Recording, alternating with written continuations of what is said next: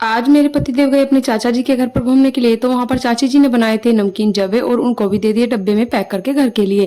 तो यहाँ पर मेरा बेटा देखते ही मांगने लगा नमकीन जवे। ये जवे घर पर टूटे हुए थे, वो घर पर ही जवे तोड़ती हैं और फिर बढ़िया से बनाती हैं।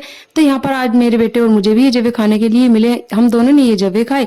उसके बाद दूध रखा हुआ था, मैंने दूध मंगाया था पैकेट वाला आज, क्योंकि भैंस का दूध थोड़ा कम पड़ गया था। कल भैंस का दूध कम मिला था, तो इसलिए मैंने पैकेट वाला दूध भी पका कर रख दिया, क्योंकि अगर पका कर ना रखो तो ये खराब हो जाता है।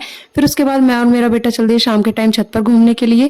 मेरे हस्बैंड पहले से ही छत पर अपने कबूतर को दाना खिला रहे थे। ये मैं आपको बता दी, ये कबूतर मेरे बेटे ने पलवाए हैं जिद करके, उसे बहुत शौक है पंछियों का। तो उसके बाद हम दोनों छत पर घूमने लगे। फिर रात के खाने का टाइम भी हो रहा था, हम लोग जल्दी खा लेते, क्योंकि हम दिन में 2 ही बार खाना खाते हैं, सुबह और रात को। दोपहर को हम नहीं खाते हैं, तो शाम को 6:30-7 बजे तक लास्ट डिनर कर लेते हैं। मैंने अपने हस्बैंड से पूछा कि आपको क्या खाना है, तो उन्होंने कहा आज उड़द चने की दाल बना लो।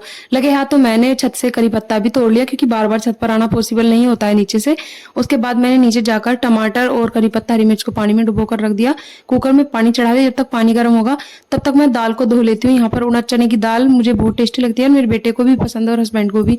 तो मैं थोड़े एक्स्ट्रा बनाती, क्योंकि इस मतलब दाल से ज्यादा मुझे सुबह बची हुई दाल के पराठे खाना बहुत ज्यादा पसंद है। तो मैं सुबह बनाऊंगी उड़द चने की दाल के पराठे।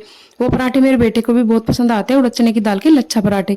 तो उसके बाद दाल मैंने धीमी धीमी आंच पर पकाई। देखिए मेरे कुकर का ढक्कन बिल्कुल भी गंदा नहीं हुआ, क्योंकि धीमी आंच पर ये दाल पकी थी।